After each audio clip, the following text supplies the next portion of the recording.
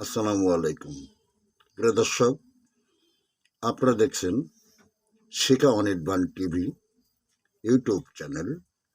এখন আমাদের সঙ্গে যুক্ত হচ্ছেন ঐতিহাসিক নির্বাচনের কোনো আমেজ নেই, উল্টো নিরাপত্তার আইন শৃঙ্খলা পরিস্থিতি নিয়ে চিন্তিত সরকার। সরকারের মিত্রদের খুশি রেখে কতটুকু দায়িত্ব পালন করতে পারবে তা নিয়ে চিন্তিত পুরো পুলিশ বাহিনী।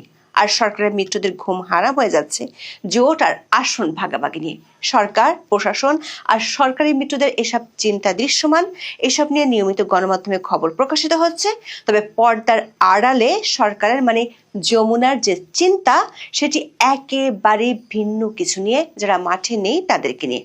মাঠে না থেকেও সরকারের চিন্তা বাড়াচ্ছে কার্যক্রম নিষিদ্ধ থাকা আওয়ামী লীগ।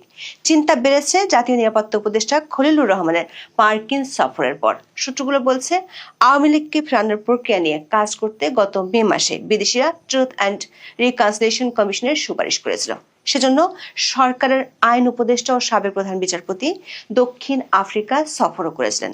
সে চিন্তায় কেন ভাটা পড়েছে সে বিষয়ে জানতে চেয়েছে আমেরিকা সহ বেশ কয়েকটি দেশ। সাথে যোগ হয়েছে আরো বেশ কয়েকটি দেশ এবং সংস্থার পক্ষ থেকে অন্তর্ভুক্তিমূলক নির্বাচনের চাপ। আবার গোয়েন্দা সংস্থাগুলোর আশঙ্কা হলো, নির্বাচনের মাঠ থেকে আওয়ামী লীগকে পুরোপুরি বাইরে রাখায় সহিংসতা আর বিশৃঙ্খলা বেড়ে যেতে পারে বহুগুণে, যেটি সামাল দেয়া অসম্ভব হয়ে পড়তে পারে। সাথে সংখ্যালঘু নির্যাতনের ঘটনা বাড়লে বিদেশিদের প্রশ্নের মুখে পড়তে হতে পারে সরকারকে। গোয়েন্দা সূত্রগুলো বলছে, নির্বাচনের বিরুদ্ধে আওয়ামী লীগের নেতা কর্মীরা 18 জানুয়ারির পর ব্যাপকভাবে সক্রিয় হতে পারে। এমন পরিস্থিতিতে দেশে ও বিদেশে নানা তরফ থেকে আওয়ামী লীগকে নিয়ে আসা নানামুখী চাপ নিয়ে এখন সরকারকে ভাবতে হচ্ছে। অন্যদিকে সরকারের 3 মিত্রই চিন্তিত কিভাবে আওয়ামী লীগের ভোটগুলো নিজেদের বাক্সে আনা যায়। বলা যায়, মাঠে না থেকে মাঠের অনেকখানি দখলে রেখেছে আওয়ামী লীগ। বিস্তারিত জানতে চলুন যাওয়া যাক বিশ্লেষণে।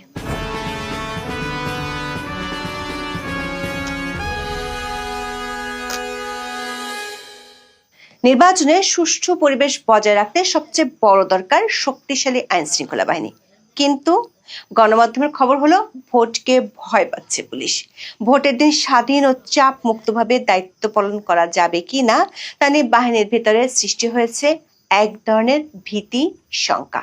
পুলিশের শীর্ষ কর্মকর্তাদের আশঙ্কা, মাঠ পর্যায়ে রাজনৈতিক ও অন্যান্য চাপের কারণে নিরপেক্ষভাবে দায়িত্ব পালন বাধাগ্রস্ত হতে পারে। সে কারণে নির্বাচনের দিন আইন অনুযায়ী স্বাধীনভাবে দায়িত্ব পালনে সরকারের কাছ থেকে নিশ্চয়তা চায় পুলিশ। আবার প্রতিদিনই খুন আর সন্ত্রাসী ঘটনা ঘটছে, যা নিয়ে সুষ্ঠু ও শান্তিপূর্ণ ভোট নিয়ে জনমনে আছে আতঙ্ক।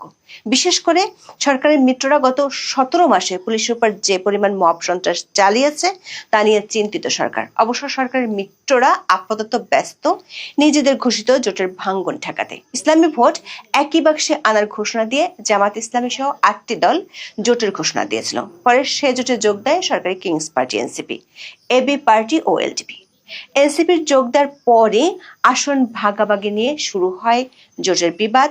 আসন ভাগাভাগি নিয়ে এই 11 দলীয় জোট যৌথ ঘোষণা দেওয়ার কথা থাকলেও তা ভেস্তে গেছে। দৈনিক প্রথম আলোর খবরে বলা হয়েছে, জামাত ইসলামীর সঙ্গে আসন সমঝোতা যখন জটিলতায়, তখন নতুন জোটের ইঙ্গিত দিলেন ইসলামী আন্দোলন বাংলাদেশের জ্যেষ্ঠ যুগ্ম মহাসচিব ও মুখপাত্র গাজী আতাউর রহমান। গাজী আতাউর রহমান বলেন, 20 জানুয়ারি হলো মনোনয়নপত্র প্রত্যাহারের শেষ দিন। নির্বাচন হলো ফেব্রুয়ারির 12 তারিখ। ফেব্রুয়ারির 12 তারিখের আগ পর্যন্ত যে কোনো কিছু ঘটতে পারে।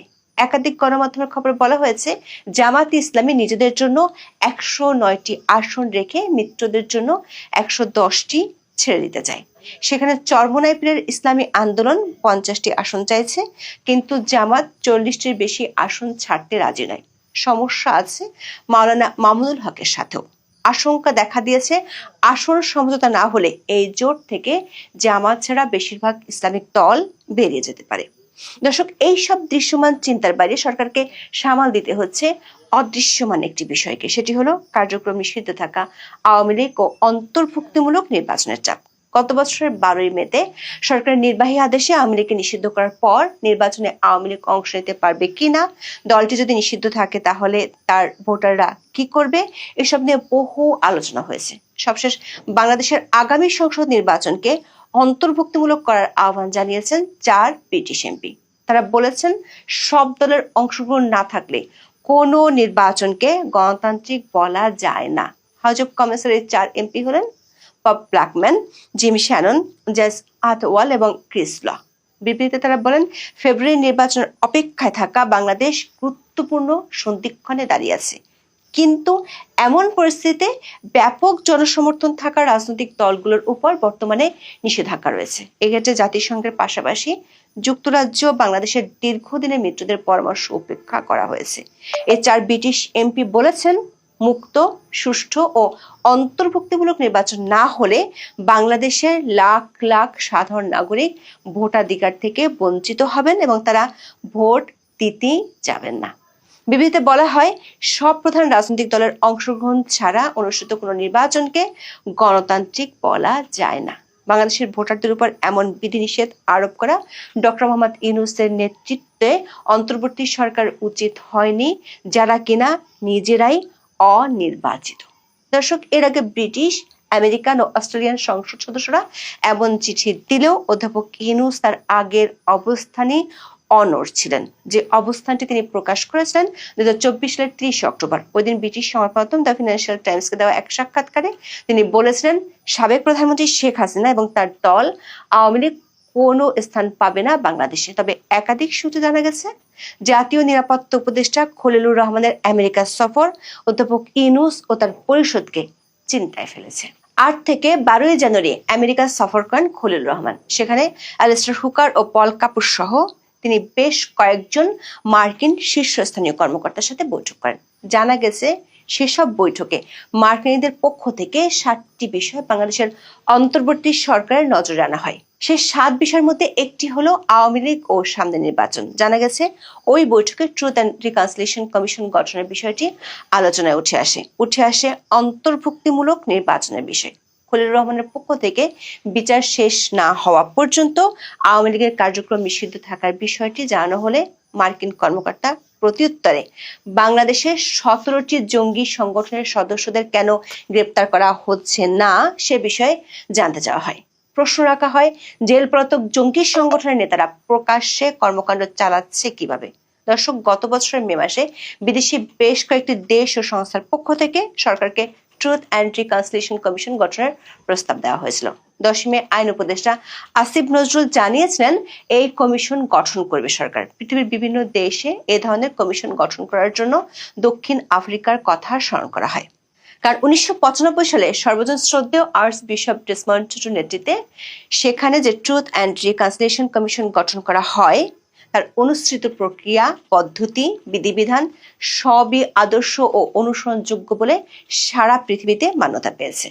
এরপর কিভাবে এই কমিশন গঠন করা যায় সে অভিজ্ঞতা নিতে দক্ষিণ আফ্রিকায় যান আইন উপদেষ্টা ডক্টর আসিফ নজরুল ও সাবেক প্রধান বিচারপতি সৈয়দ রেফাত আহমেদ।